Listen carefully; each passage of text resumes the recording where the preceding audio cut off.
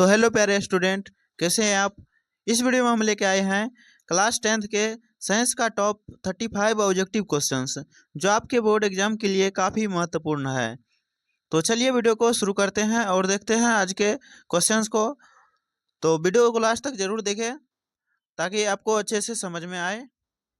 तो पहला क्वेश्चन है हमारा, प्रकाश का वेग कितना होता है। प्रकाश का वेग जो है कितना होता है, यहाँ पर ऑप्शन में दिया गया है 3 × 10⁸ मीटर/सेकेंड, 3 × 10⁶मीटर/सेकेंड, 3 × 10⁷ मीटर/सेकेंड, 3 × 10⁹ मीटर/सेकेंड। तो इसका जो सही आंसर हो जाएगा आपका, ये हो जाएगा 3 × 10⁸ मीटर/सेकेंड। तो आपका जो है ऑप्शन नंबर ए में दिया गया है, इसको आपको याद रखना है।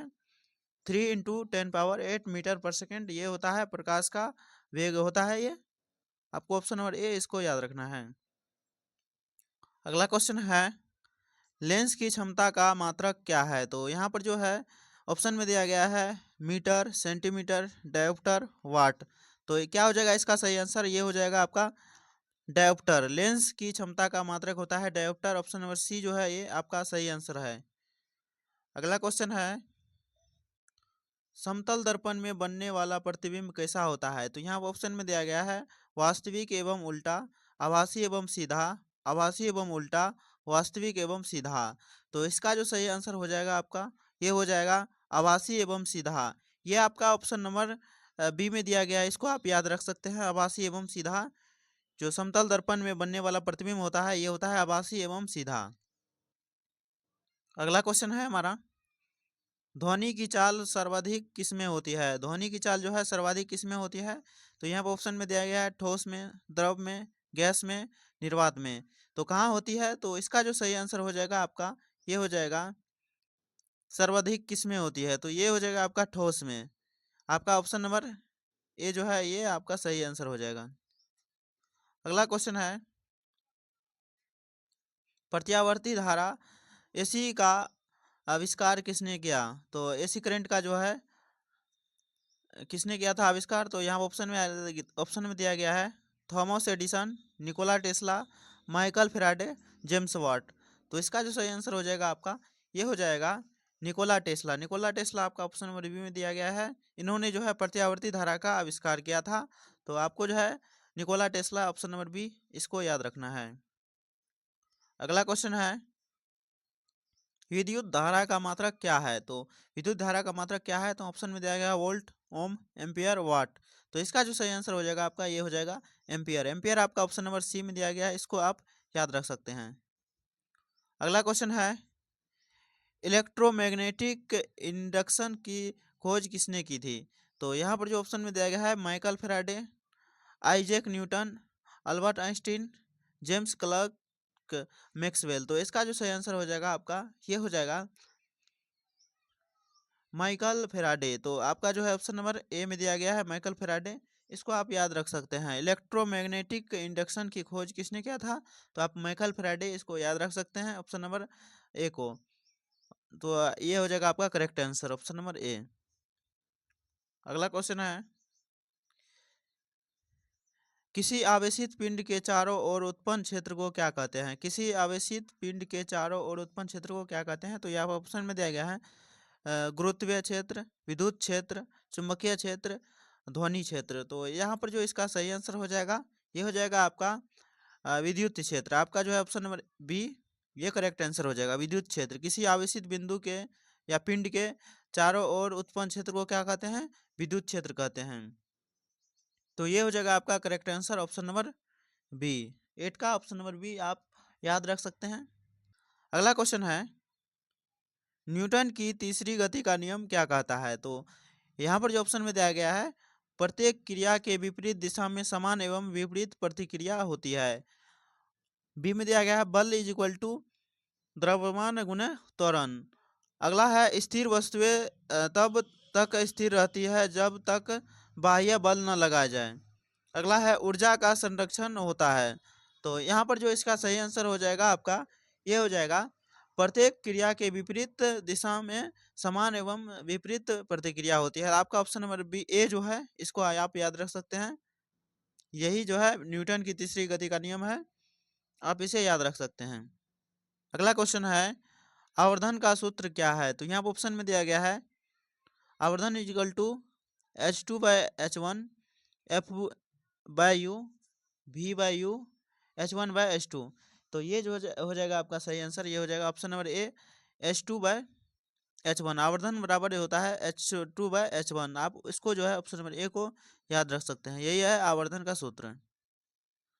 अब हम रसायन में आ गए हैं, तो यहाँ पर रसायन का पहला क्वेश्चन है, पीएच स्केल का उपयोग किसके मापन के लिए किया जाता है? तो यहाँ पर जो है ऑप्शन में दिया गया है, तापमान के, अम्लता एवं क्षारीयता के लिए, और दाब घनत्व किसके लिए उपयोग किया जाता है? तो यहाँ पर जो सही आंसर हो जाएगा आपका, ये हो जाएगा, अम्लता एवं क्षारीयता को मापने के लिए जो है उपयोग किया जाता है। आपका ऑप्शन नंबर बी जो है, ये हो जाएगा आपका करेक्ट आंसर। इसे आप याद रख सकते हैं, पीएच स्केल का उपयोग किसको मापने के लिए किया जाता है? तो यहाँ पर अम्लता एवं क्षारीयता को मापने के लिए किया जाता है।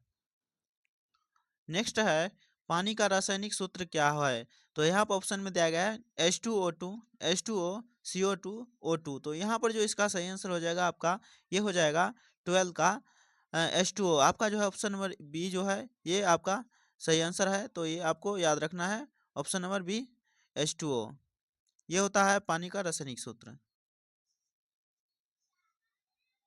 नेक्स्ट क्वेश्चन है,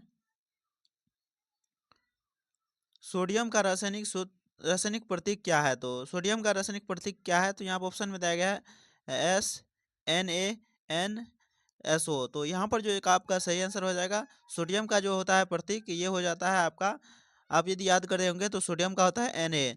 आपको जो है Na याद रखना है, सोडियम, यही होता है सोडियम का प्रतीक, आप इसे याद रख सकते हैं। अगला क्वेश्चन है, मीथेन यानी CH4 कौन सा गैस है? तो यहाँ पर जो ऑप्शन में दिया गया है, green house gas, non green house है गैस, निष्क्रिय गैस, ज्वलनशील गैस। तो यहाँ पर जो आपका सही आंसर हो जाएगा, ये हो जाएगा 14 का, ग्रीन हाउस गैस है। इसे कहते हैं ग्रीन हाउस गैस भी कहते हैं, मीथेन यानी CH4 को, इसे ग्रीन हाउस गैस भी कहते हैं। आपको ऑप्शन नंबर ए जो है, इसको याद रखना है। अगला क्वेश्चन है, अम्ल का स्वाद कैसा होता है? तो यहाँ पर ऑप्शन में दिया गया है, मीठा होता है, खट्टा, कड़वा, नमकीन। तो अम्ल का जो स्वाद होता है, ये होता है आपका खट्टा होता है। तो आपका ऑप्शन नंबर बी में जो है दिया गया है खट्टा, तो आप इसे याद रख सकते हैं, ऑप्शन नंबर बी को। अगला क्वेश्चन है, सबसे हल्का तत्व कौन सा है? तो यहाँ पर जो इसका ऑप्शन में दिया गया है, हाइड्रोजन, हीलियम, लिथियम, ऑक्सीजन। तो ये जो हो जाएगा आपका सही आंसर, ये हो जाएगा 16 का। सबसे जो है हल्का गैस होता है, कौन होता है? ये होता है हाइड्रोजन। आपका जो है ऑप्शन नंबर ए जो है, ये आप याद रख सकते हैं। अगला क्वेश्चन है, सोडियम धातु को किस में रखा जाता है? सोडियम धातु को किस में रखा जाता है? तो यहाँ पर ऑप्शन में दिया गया है, पानी में, हवा में, मिट्टी का तेल में, एसिड में। तो किस में रखा जाता है? तो ये हो जाएगा आपका सही आंसर 17 का, मिट्टी के तेल में। जो है मिट्टी का तेल जो है, इसी में रखा जाता है सोडियम को, ताकि जले ना, क्योंकि ये बाहरी टेम्परेचर पर ही विस्फोट हो जाते हैं। अगला क्वेश्चन है, परमाणु क्रमांक किसका प्रतिनिधित्व करता है?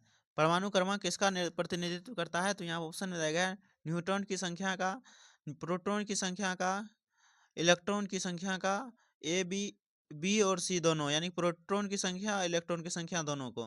परमाणु क्रमांक किसका प्रतिनिधित्व करता है? तो यहाँ पर जो आपका सही आंसर हो जाएगा, ये हो जाएगा 18 का, ये जो है प्रोटॉन एवं इलेक्ट्रॉन, इसके दोनों का जो है प्रतिनिधित्व करता है। 18 का आपका हो जाएगा बी और सी दोनों, आपका ये जो है सही आंसर हो जाएगा। प्रोटॉन की संख्या और इलेक्ट्रॉन की संख्या, इस दोनों को आप सही लगा सकते हैं। ये आप ऑप्शन नंबर डी में जो है, ये हो जाएगा आपका सही आंसर। आप इसे याद रख सकते हैं, ऑप्शन नंबर डी, यानी प्रोटॉन भी दिया रहेगा या इलेक्ट्रॉन की संख्या दिया रहेगा, तो आप इसमें में से दोनों को में से किसी को मार सकते हैं, या ऑप्शन नंबर डी को मार सकते हैं। अगला क्वेश्चन है, धातुओं की इलेक्ट्रॉनों को खोने की प्रवृत्ति को क्या कहते हैं? धातुओं की इलेक्ट्रॉनों को खोने की प्रवृत्ति को क्या कहते हैं? तो यहाँ ऑप्शन में दिया गया है, अपचयन, ऑक्सीकरण, संघनन, द्रवीकरण। तो यहाँ पर जो इसका सही आंसर है आपका यह हो जाएगा 19 का ऑक्सीकरण। ऑक्सीकरण जो है धातुओं की इलेक्ट्रॉनों को खोने की प्रवृत्ति को क्या कहते हैं? ऑक्सीकरण कहते हैं। आपका ऑप्शन नंबर बी जो है ये हो जाएगा आपका सही आंसर।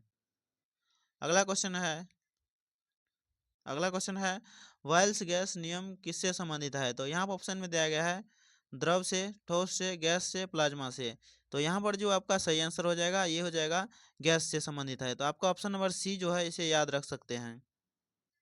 अगला क्वेश्चन है, अब जीव विज्ञान में हम आ गए हैं बायोलॉजी में। अगला क्वेश्चन है हमारा जीव विज्ञान का, प्रकाश संश्लेषण में कौन सा गैस अवशोषित होता है? अब कौन सा गैस जो है अवशोषित होता है? तो यहाँ पर ऑप्शन में दिया गया है oxygen, hydrogen, nitrogen, carbon dioxide. तो कौन सा गैस होता है? तो इसका सही आंसर जो हो जाएगा ये हो जाएगा आपका कार्बन डाइऑक्साइड। कार्बन डाइऑक्साइड जो है ऑप्शन नंबर डी में दिया गया है, आप इसे याद रख सकते हैं। प्रकाश संश्लेषण में कौन सा गैस अवशोषित होता है? तो कार्बन डाइऑक्साइड होता है, आप इसे याद रख सकते हैं।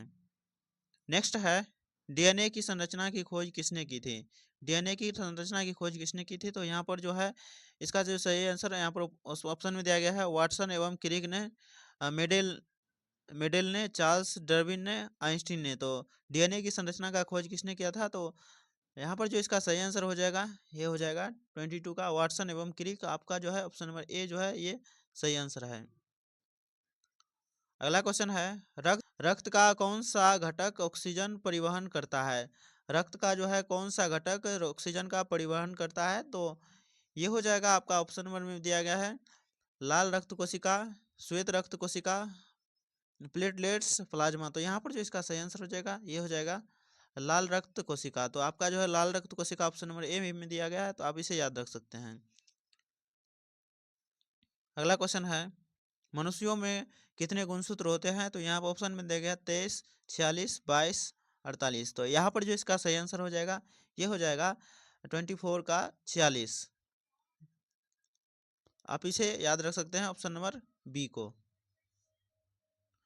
अगला क्वेश्चन है वंशागति के नियम किसने दिए थे? तो यहाँ पर जो ऑप्शन में दिया गया है Charles Darwin, grey Gregor Mendel, Watson और न्यूटन। तो वंशागति के नियम किसने दिए? तो यहाँ पर जो इसका सही आंसर हो जाएगा ये हो जाएगा आपका ग्रेगर मेंडल। तो आपका जो ऑप्शन नंबर बी इसे याद रख सकते हैं। अगला क्वेश्चन है मनुष्य का हृदय कितने कक्षों से बना होता है? कितने कक्षों से बना होता है? तो यहाँ ऑप्शन में दिया गया 2, 3, 4, 5। तो मनुष्य का जो हृदय होता है कितने कक्षों से बना होता है? तो ये हो जाएगा आपका सही आंसर 4 कक्षों से बना होता है, आप इसे याद रख सकते हैं। मनुष्य का हृदय 4 कक्षों से बना होता है। अगला क्वेश्चन है जीन का कार्य क्या होता है? जीन का जो कार्य होता है क्या होता है? तो यहाँ पर ऑप्शन में दिया गया है शरीर का निर्माण, अनुवांशिक गुणों को आगे बढ़ाना, भोजन पचाना, रक्त संचार करना। तो यहाँ पर जो है इसका सही आंसर हो जाएगा आपका 27 का अनुवांशिक गुणों को आगे बढ़ाना। ये है आपका 27 का आपका ऑप्शन नंबर बी जो है करेक्ट आंसर हो जाएगा, आप इसे याद रख सकते हैं। अगला क्वेश्चन है पाचन तंत्र का सबसे लंबा अंग कौन सा है? तो यहाँ पर ऑप्शन में दिया गया है ग्रसनी, छोटी आंत, यकृत, बड़ी आंत। तो यहाँ पर जो आपका सही आंसर हो जाएगा 28 का ये हो जाएगा आपका छोटी आंत। छोटी आंत आपका ऑप्शन नंबर बी है, इसे आप याद रख सकते हैं। पाचन तंत्र का सबसे लंबा अंग कौन सा है? तो यह हो जाएगा आपका छोटी आंत। अगला क्वेश्चन है किस अंग को रक्त बैंक कहा जाता है? तो यहाँ पर जो है ऑप्शन में दिया गया है यकृत को, गुर्दा, तिल्ली, हृदय। तो ये जो है हो जाएगा आपका तिल्ली, इसे प्लीहा भी कहा जाता है। आपका जो है ऑप्शन नंबर सी इसे याद रख सकते हैं, इसे प्लीहा भी कहा जाता है। प्लीहा भी पूछा जाए तो इससे भी आप याद रख सकते हैं। अगला क्वेश्चन है पर्यावरण प्रदूषण के लिए कौन सा गैस मुख्य रूप से जिम्मेदार होता है? तो यहाँ पर ऑप्शन में दिया गया CO2, O2, N2, He, helium. तो यहाँ पर जो है आपका सही आंसर हो जाएगा ये हो जाएगा 30 का कार्बन डाइऑक्साइड। आपका ऑप्शन नंबर ए जो है ये होता है कार्बन डाइऑक्साइड CO2। ये गैस जो है पर्यावरण प्रदूषण के लिए जिम्मेदार होता है। अगला क्वेश्चन को देखते हैं। अगला क्वेश्चन है मनुष्य में रक्त परिसंचरण की खोज किसने की थी? तो यहाँ पर ऑप्शन में दिया गया है William Harvey, Charles Darwin, Watson, Newton. तो यहाँ पर जो इसका सही आंसर है ये हो जाएगा आपका 31 का विलियम हार्वे, तो आपका ऑप्शन ए में दिया गया है विलियम हार्वे, तो इसे आप याद रख सकते हैं। इसके बाद नेक्स्ट क्वेश्चन है, ये तो काफ़ी आसान है, तो ये क्वेश्चन आप हमें कमेंट में बताएं इसका आंसर। मलेरिया रोग किसके कारण होता है? तो ये आपका जो है आपको बनाना है और कमेंट में इसका उत्तर लिखना है। तो वायरस, बैक्टीरिया, प्रोटोजोआ, कवक, इनमें से कौन सा होगा इसका सही आंसर? अगला क्वेश्चन है, श्वसन किस अंग में होता है? तो यहाँ पर ऑप्शन में बताएगा किडनी, हृदय, फेफड़े, यकृत। इसका भी उत्तर आप कमेंट में हमें देना है। अगला है, पाचन में सहायक एंजाइम कौन सा है? तो यहाँ ऑप्शन में दिया गया है इमाइलेज, इंसुलिन, थायरोक्सिन, मेलाटोनिन। तो यहाँ पर जो इसका भी उत्तर आप हमें कमेंट में बताएं। ये काफ़ी आसान है, तो आप इसे कमेंट में इसका उत्तर हमें ज़रूर बताएं। अगला क्वेश्चन भी, इसका भी आप हमें कमेंट में उत्तर बताएं। हड्डियों को मजबूत बनाने के लिए कौन सा तत्व आवश्यक है? तो यहाँ पर ऑप्शन में दिया गया है कैल्शियम, आयोडीन, फास्फोरस, लोहा। तो इसका क्या होगा सही आंसर? हमें आप कमेंट में ज़रूर बताएं। 31 से लेके 35 तक का 4 क्वेश्चन आपको दिए हैं बनाने, तो आप हमें कमेंट में ज़रूर बताएं इसका सही आंसर। तो मिलते हैं अगले वीडियो में, तब तक के लिए आप अपने पढ़ाई को करते रहें। वीडियो देखने के लिए बहुत बहुत धन्यवाद।